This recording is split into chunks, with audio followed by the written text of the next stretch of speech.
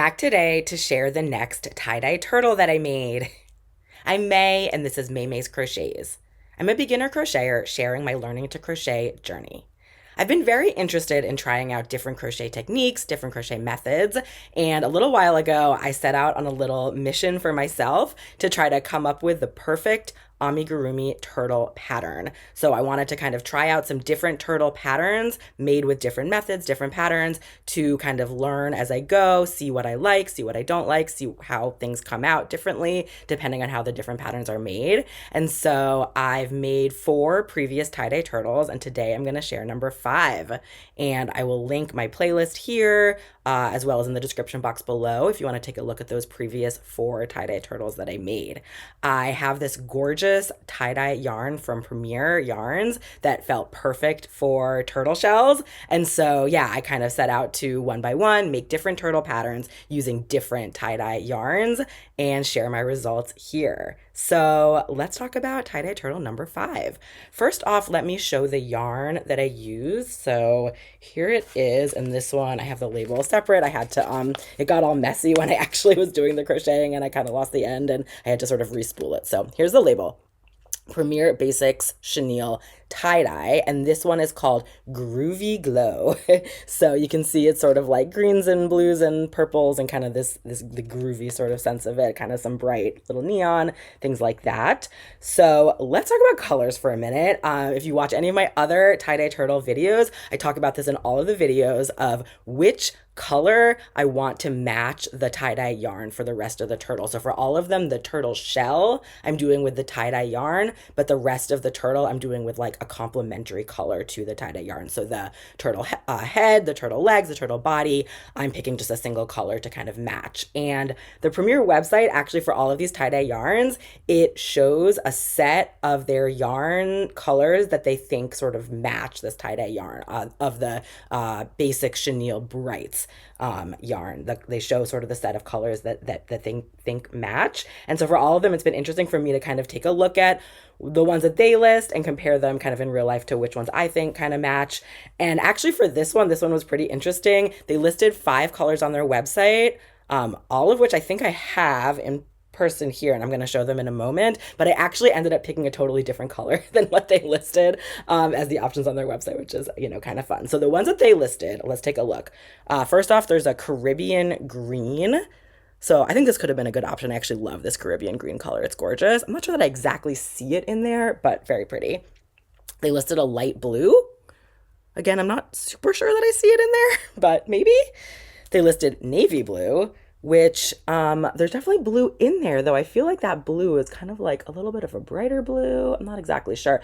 I think these could have looked really nice, but I'm just not sure about sort of a full-on like dark blue turtle. And similar, they also listed eggplant, which same. I'm not exactly sure that that's the purple in there, and not sure that I want like a darkish purple turtle body. I actually considered this one that they listed out. This one is called Bright Violet, and that one actually, I think you really do see the bright violet. I just really don't love this purple color. I really considered this one, but I just don't love this color and didn't want a turtle that was fully this bright kind of purplish, almost like fuchsia. But this one I do see does match. So in the end, I ended up going with the one color that they really did not list. You can see there's like this kind of bright light green, and they actually have a yarn that is that color. This is called Kiwi, and this is what I went with. I mean, you can totally see it in there. I'm not sure why they didn't include this as one of the options that matches, because this seems perfect, and this also felt perfect for a turtle. And I don't think any of the other, I'm not positive, but I think most of the other tie-dye yarns didn't have this exact color. Although actually there's like another kind of neon-y one that might. But anyway, I ended up going with this, even though it wasn't one of the options sort of listed on the website, but I actually kind of love how it came out. So let me show you. Here is tie-dye turtle number 5. Zoom, zoom, zoom. Hello.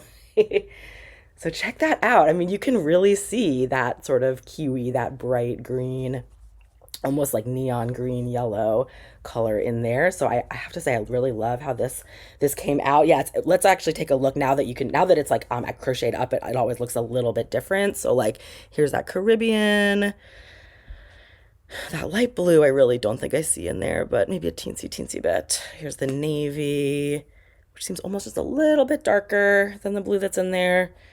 Here's that eggplant, which may be same, and then the bright violet. This one you can really see, and I think this one would have been fine, and matches really, really nicely, but I just didn't want a purple turtle, so kiwi, there it is. So I'm pretty happy with how this one came out color-wise, and I love this groovy glow. I tend to like blues and or greens and blues and purple, sort of that end of the spectrum. Although I'm kind of picky and like this is again not my favorite color or shade of purple, but I do enjoy this sort of set of colors. So let's talk about the pattern. So this turtle was made from a pattern by Repeat Crafter Me is her name on her blog, and it's free pattern on her blog.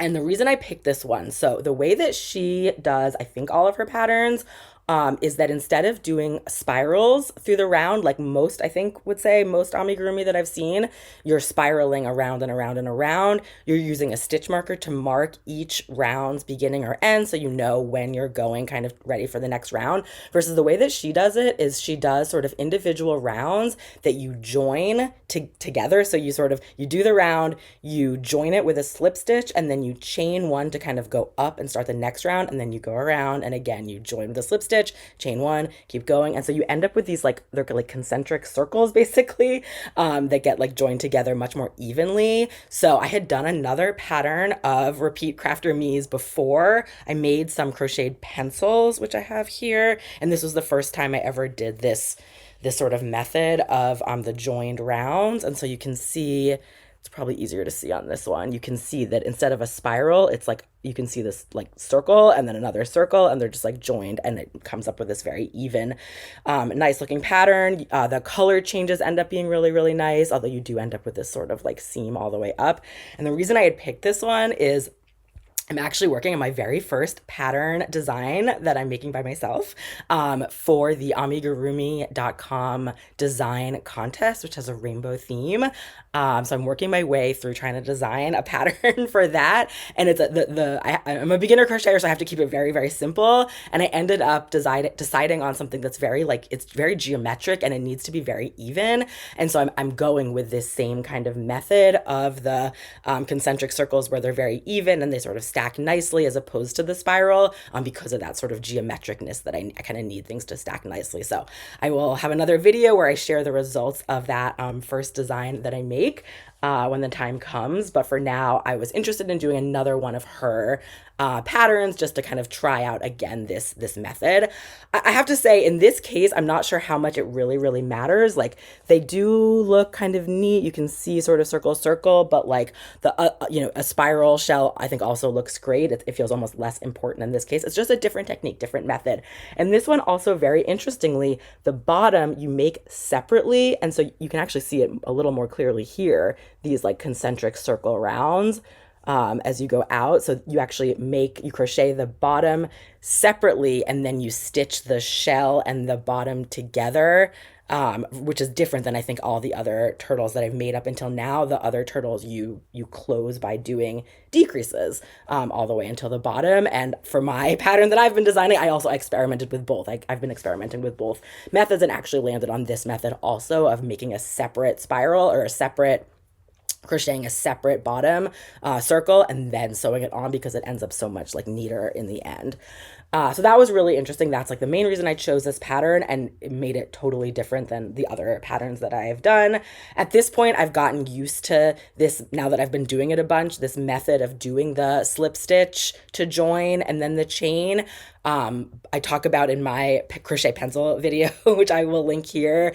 I had some challenges like learning how to do this to begin with. I got very confused about like at the very end of the round how you actually like do the chaining and the joining, and you end up sort of it almost feels like you're skipping some stitches, although you're not. You have sort of extra from the chain and then the join that you then almost skip over next time to rejoin, but it's a little bit confusing. So it took me some time to figure that out, which I talk about in that other video. But now that I've done that a bunch, I'm used to it. And so that part of it was sort of fun for me just to be doing something totally different.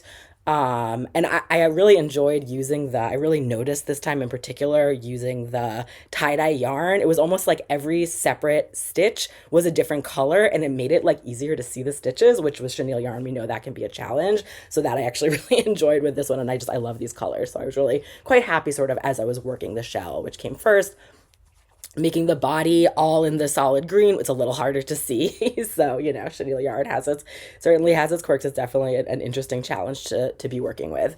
You make the head and the sort of flippers and the tail all separately, and then you sew everything together. So I will say the pattern did not have a ton of details for how exactly you do the assembly. It had a couple of pictures. It gave a couple of tips about sort of laying out everything, like laying out the legs and the tail and the head sort of in the spots that you're gonna want them, and then sewing it all together. And you use an embroidery needle to basically like close all the pieces and to sew them all together, but it didn't say exactly which stitches to put them in, and it wasn't even super clear. Like the first time I started to put everything together, I was sewing the pieces onto the inside of the shell, which turned out not to be right, because then you need to attach the top of the shell, and end up with sort of this ridge, and so it wouldn't have worked out correctly because you need to actually crochet like around it, and they would have been like covered up. So I had to kind of undo them and then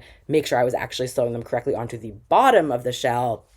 And I really just eyeballed, like maybe I should have counted a little more carefully, but I really just eyeballed where they should go. And I felt like as I was assembling everything, I don't know, I felt like it wasn't like, I didn't feel great about it. I felt like it wasn't like super secure, and I wasn't really sure that I kind of got everything in the right spot. But in the end, like it's definitely not like perfectly symmetrical. I mean, it's a little bit wonky, but and I probably, if I had counted a little bit more carefully, it might have been a little bit better. But in the end, I actually think it came out fine. Like if you look at this, I mean, from the top, which is the way we're looking at it, it's like it looks even enough. And yeah, I think that it was just sort of, it was interesting to kind of just like try to kind of eyeball where it made sense to me to do the attaching versus all the other patterns. I think it's been much more clear of like exactly which stitches you go, which rounds you go into. So this one was a fully kind of sew pattern versus some of my other ones have been no sew. So it's fun to compare. The one other kind of full sew turtle that I did was my very first one, which I have right here. So that's this one. And this one it looks very different, right? But the way that this one was done is that the legs are all like the entire length of the leg is sewn on. And so it's very like secure, as opposed to this one, you only sew like the very ends, the last couple stitches, I think, although it didn't actually really say, of the flippers, which makes it match a lot of my other no sew legs, which let's take a look. Here's one. This was number 3, which was no sew, and it's a little bit floppy for my sea turtle. But this one was very clear, like which rounds you were going in. It probably came out a little more even. And then here's number 4, which is even more of a sea turtle. It also has the floppiness. But also, yeah, it came out pretty even. And then I actually think, I'm trying to remember, this one was number 2. I think this one was also maybe no sew, but it's got that same, the full length of it is attached, as opposed to this one. It's just sort of maybe the last couple stitches.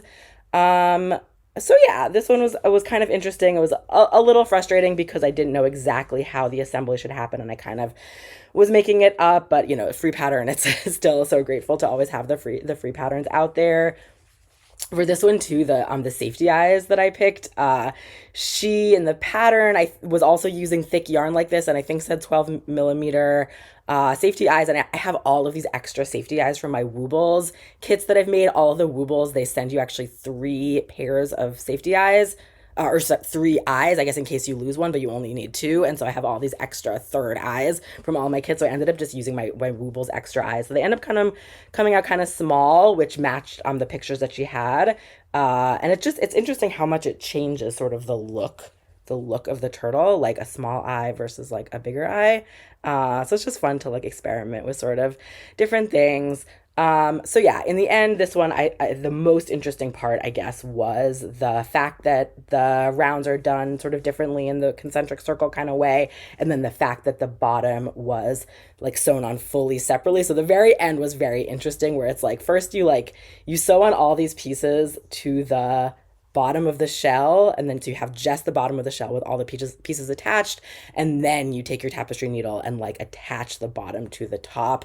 And again, it felt kind of like, I don't know, it felt like I was like, am I doing this right? Like it felt kind of funny having all the separate pieces as opposed to, no sew, you're really kind of just like doing it all together. Everything's attached to the same place, and it's very, very clear, like crocheting kind of everything together. And so if I had to pick, I think I would say my preference is like no sew or maybe low sew as opposed to this one. But as always, just like fun to try out different methods and see what I like. And I love how all of these turtles are made in such different ways but come out looking, kind of similar but kind of different. And again, I'm just loving these tie-dye yarns because they're so pretty, and I love kind of seeing the different color options and seeing how they come out.